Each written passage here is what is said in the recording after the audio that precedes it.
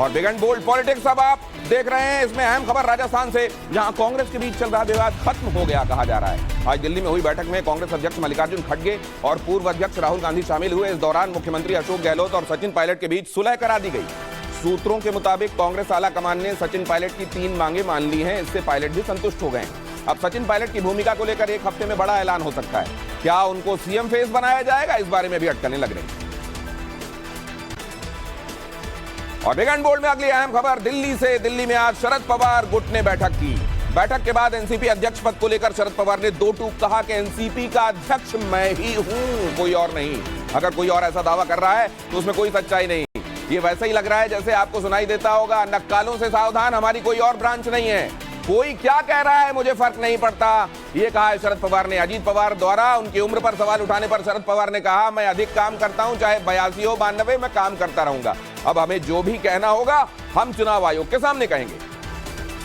और अगली अहम खबर देखिए बिग एंड बोल्ड में। एनसीपी में जारी सियासी लड़ाई के बीच कांग्रेस नेता राहुल गांधी दिल्ली में शरद पवार से मिलने उनके घर पहुंचे। एनसीपी में बड़ी फूट के बाद दोनों नेताओं की यह पहली मुलाकात है। इससे पहले राहुल गांधी और शरद पवार घटना में हुई विपक्षी दलों की बैठक में, पटना में माफ कीजिए, विपक्षी दलों की बैठक में मिले थे। ये तस्वीरें इस खबर के संदर्भ में मैं आपको दिखा रहा हूं।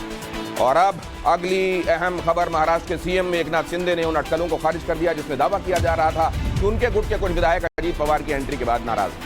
सीएम एकनाथ शिंदे ने कहा है, सब चंगा है, जो भी आप सुन रहे हैं सब अफवाह, जो लोग बोल रहे हैं वो पहले अपना घर बचाएं। अजीत पवार विकास के साथ हैं, हम बाला साहेब के विचार को आगे बढ़ा रहे हैं। और बिग एंड बोल्ड में अब अगली अहम खबर की तरफ आपको लिए चलता हूं। उत्तर प्रदेश की सियासत जुड़ी हुई ये खबर देखिए। 2024 के लिए बीजेपी ने यूपी की 80 लोकसभा सीटों का फॉर्मूला तैयार कर लिया है। सूत्रों के हवाले से यह खबर आ रही है कि अपना दल एस को 2 सीटें दी जाएंगी। अनुप्रिया पटेल अपनी पार्टी के सिंबल पर चुनाव लड़ेंगी, जबकि अपना दल एस का दूसरा प्रत्याशी भारतीय जनता पार्टी के चुनावी निशान पर चुनावी मैदान में होगा। वहीं निषाद पार्टी को 1 सीट देने पर सहमति बनी है, जबकि ओम प्रकाश राजभर के लिए भी 1 सीट रिजर्व रखी गई है। हालांकि निषाद पार्टी और राजभर की पार्टी के प्रत्याशी बीजेपी के सिंबल पर ही चुनाव लड़ेंगे। और बिग एंड बोल्ड पॉलिटिक्स में अगली अहम खबर दिखाने से पहले आपको बता दें, आज शाम 7:30 बजे बिग एंड बोल्ड स्पेशल में आप देखने वाले हैं, योगी ने प्लान बताया, मोदी को पसंद आया। लेकिन फिलहाल आपको आगे लिए चलता हूं। प्रधानमंत्री आवास पर बहुत बड़ी बैठक चल रही है। प्रधानमंत्री मोदी, अमित शाह बैठक में मौजूद हैं। बीजेपी अध्यक्ष जेपी नड्डा भी बैठक में शामिल हैं। पिछले 1 घंटे से पीएम आवास में बैठक जारी है। इसमें मंथन में क्या निकलता है, बहुत जल्द आप इसका अपडेट टाइम्स नाउ नवभारत पर देखेंगे।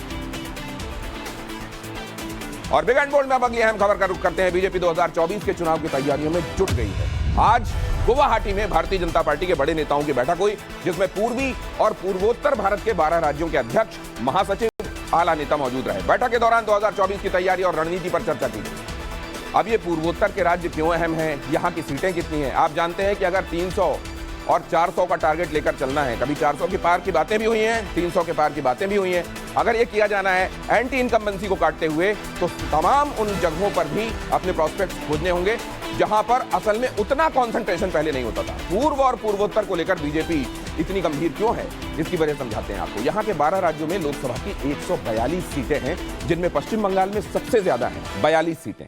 और यहाँ 2019 के चुनावी नतीजे अगर आप देखें तो टीएमसी ने 22 सीटें कमाई थी, भारतीय जनता पार्टी के खाते में 18 गई थी, कांग्रेस ने 2 सीटें जीती थी, जबकि सीपीआईएम का खाता भी नहीं खुल पाया था। और बिहार में 40 सीटें हैं। भारतीय जनता पार्टी को पिछले चुनाव में यहां 17 मिली थी, जेडीयू को 16 मिली थी। हालांकि तब ये दोनों एनडीए के ही पार्ट थे, बाद में जेडीयू अलग हो गई थी। और यहां एलजेपी को 6 सीटें मिली थी। हालांकि 2019 में जैसा मैंने आपको बताया, दोनों साथ में गए थे, जेडीयू एनडीए का पार्ट था। इस बार उसके लिए प्रोस्पेक्ट कैसे होंगे ये वो खुद भी सोच रही होगी।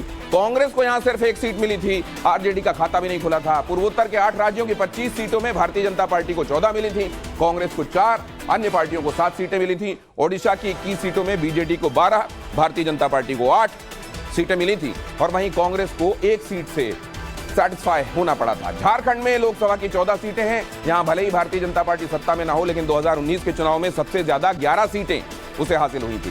कांग्रेस, झारखंड मुक्ति मोर्चा और एजेएसयू, ऑल झारखंड स्टूडेंट यूनियन को 1-1 सीटें मिल पाई थी। यानी पूर्व और पूर्वोत्तर के राज्यों में 2019 में बीजेपी के जबरदस्त प्रदर्शन में बहुत बड़ा योगदान था। और इस बार भी बीजेपी अपने स्ट्राइक रेट को और बढ़ाना चाहती है। यही वजह है कि पार्टी ने तैयारियां शुरू कर दी। अगली खबर की तरफ, आपको मैं बहुत जल्दी से ले चलता हूं 2024 के चुनावों को देखते हुए बीजेपी में संगठन स्तर पर बड़े बदलाव हो सकते हैं। सूत्र बता रहे हैं, सूत्रों के मुताबिक कई और मंत्रियों को संगठन में भेजे जाने की तैयारी हो रही है।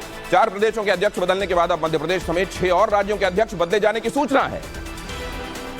अगली अहम खबर, बिहार के डिप्टी सीएम तेजस्वी यादव के बयान को लेकर अहमदाबाद मेट्रोपॉलिटन कोर्ट में आज सुनवाई हुई।